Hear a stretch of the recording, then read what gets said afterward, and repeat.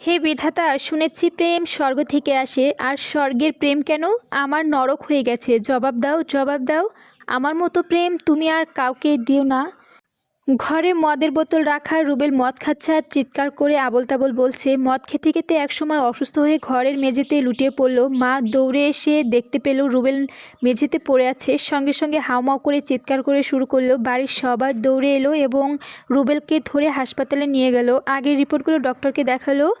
Doctor report দেখে সবাইকে বলল, রুগীর 2টা কিডনি নষ্ট হয়ে গেছে, সে আর মাত্র কয়েকদিন বাঁচবে। এই কথাটা শুনে সবাই হাউমাউ করে কান্না করতে শুরু করলো। চারদিকের বাতাসটা ভারী হয়ে গেছে। ডক্টর এসে বলল, এ কী করছেন আপনারা? এভাবে রুগীর সামনে কান্নাকাটি করলে রুগীর জ্ঞান ফিরে এলে সমস্যা হবে। আপনারা সবাই এখান থেকে বের হয়ে সরে যান। পরের দিন প্রেমিকা বের হলো। নতুন প্রজন্মের সফল গীতিকার রুবেলের আর মাত্র কয়েকদিন আয়ু। সারা দেশ জুড়ে আলোড়ন সৃষ্টি হলো।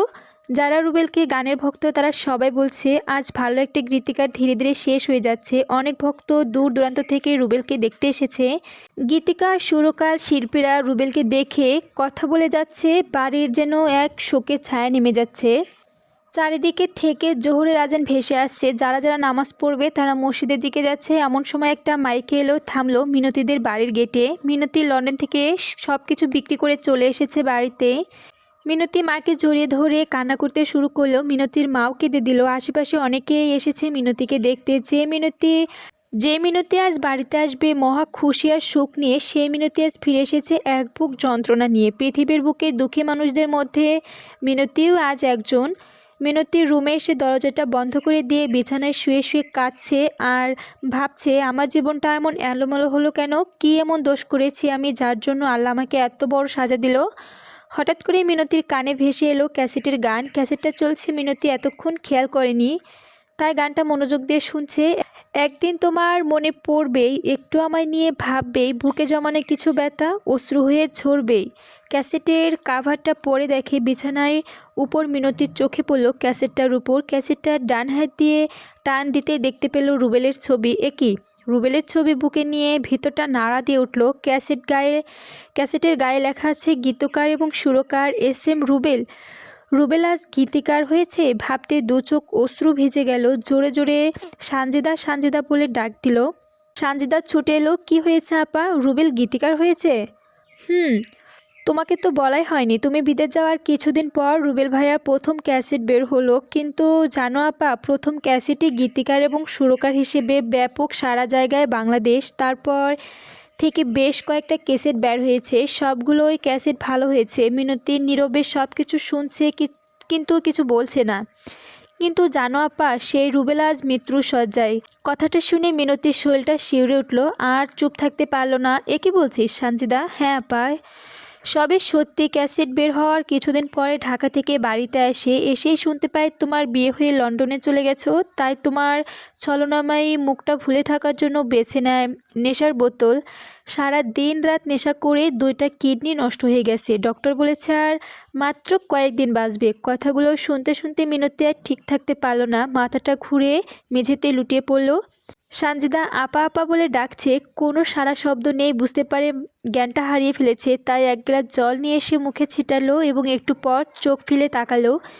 সানজিদা, আমি রুবেলের কাছে যাব। সে কি আপা, তোমার এই সময় রুবেলের কাছে যাওয়া ঠিক হবে না। ঠিক কি ব্যা ঠিক বুঝি না। আমার যে রুবেলের কাছে যেতেই হবে। রুবেল যদি আমাকে ক্ষমা না করে তাহলে আল্লাহ আমাকে কখনো ক্ষমা করবে না। লোভ আর একটু ভুলের জন্য পৃথিবীর সুন্দর একটা জীবন অকালে ঝরে যাবে। আমি এই অপবাদ নিয়ে কি করে বেঁচে থাকবো? আমিও যে বাঁচতে পারবো না। এই বলে হাউমাউ করে কেঁদে দিল। ঠিক আছে আপা, আমি তোমাকে বিকালে নিয়ে যাব। এখন তুমি একটু রেস্ট নাও। বিকালবেলা 2 বোন বের হলো। এই রিক্সা যাবে কোথায়? কড্ডার মোড়ে পরে গীতিকার এস.এম. রুবেলের বাড়ি। আপা, যাবো। 2 বোন রিক্সায় উঠলো। মিনতি আজ অনেক ভাবছে, রুবেলের পা দুটো জড়িয়ে ধরে থাকবো, ক্ষমা না চাওয়া পর্যন্ত ছাড়বো না। আমিও অনেক কষ্ট দিয়েছি রুবেলকে, অনেক বড় প্রতারণা করেছি রুবেলের সাথে। আমি সত্যি একটা ছলনাময়ী নারী। এসব নানান কিছু ভাবতে ভাবতে রিক্সা চলে এলো রুবেলদের বাড়ির কাছে। দূর থেকে দেখতে পেল রুবেলদের বাড়ি, অনেক লোকজনের ভিড়। আবার মিনতির চমকে উঠল, রুবেলের কিছু হয়নি তো? হঠাৎ করে দেখতে পেল হিটন। হিটন মিনতি দেখে মুখটা অন্যদিকে ঘুরিয়ে নিল। মিনতি ডাক দিল, হিটন ভাই শোনেন। হিটন ঘুরে দাঁড়ালো। সরি হিটন ভাই, আমি অনেক বড় ছলনা করেছি, যার শাস্তি আল্লাহ আমাকে এই দুনিয়াতেই দিয়েছে। আমি শুধু এসেছি একবার রুবেলের পা দুটো ধরে ক্ষমা চাইবো। বা মিনতি, বা সত্যি আজ তোমার অভিনয় অনেক সুন্দর। এতদিন একবারও যাকে দেখা যায়নি আজ এসেছে সে ক্ষমা চাইতে। বিশ্বাস করেন আমি আজই এসেছি লন্ডন থেকে, এসেই জানতে পারলাম রুবেল খুবই অসুস্থ, তাই ছুটে এলাম একবার ক্ষমা চাইতে। তুমি অনেক দেরি করে ফেলেছো মিনতি। রুবেল তো এখন আর নেই। নেই মানে কি হয়েছে রুবেলের? হিটনের চোখ দুটো ভিজে গেল, মুখ দিয়ে অস্পষ্ট কথা বের হলো, রুবেলা স্কুলখানি। কথাটা মিনতির কানে বারবার প্রতিধ্বনি হচ্ছে, রুবেলা স্কুলখানি, কুলখানি, কুলখানি। মিনতি আস্তে আস্তে জ্ঞান হারিয়ে পড়ে গেল মাটিতে। সানজিদা আর হিটন দুজনে মিনতিকে ধরে নিয়ে এলো রুবেলদের বাড়িতে। সানজিদা বলছে, কেউ এক গ্লাস পানি নিয়ে আসেন। কেউ কেউ বলছে না, ওই ছলনমাইকে কেউ পানি দিবা না। আবার কেউ কেউ বলছে পাশানিকে কেউ বাড়ি থেকে বের করে দাও। নানান জনে নানান কথা বলছে। এমন সময় রুবেলের মা এলো এক গ্লাস পানি নিয়ে এবং বলল, এই তোমরা সবাই এখান থেকে চলে যাও। সবাই যার যার মতো সরে গেল। পানিটুকু চোখে ছিটালো। মিনতি জ্ঞান ফিরে এলো। মিনতি আবারও চিৎকার করে বলতে লাগলো, না না রুবেল, তুমি আমাকে ক্ষমা না করে যেতে পারো না, যেতে পারো না। এমন সময় রুবেলের মা একটা চাবি এনে মিনতির কাছে দিয়ে বলল, এই নাও চাবি। মিনতি অবাকভাবে তাকিয়ে বলল, কিসের চাবি?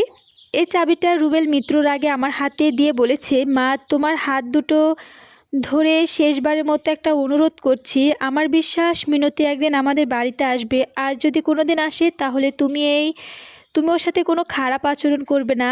আর এই চাবিটা দিয়ে বলবে, আমার দোতলার ডাইন সাইডের যে রুমটা আছে সেই রুমটায় শুধু মিনতি ঢুকবে, আর কেউ ঢুকবে না কোনো দিনও। মিনতির কথাগুলো শুনে আর দেরি করলো না। অতি কষ্ট করে উঠে ছুটে গেল ওই রুমে।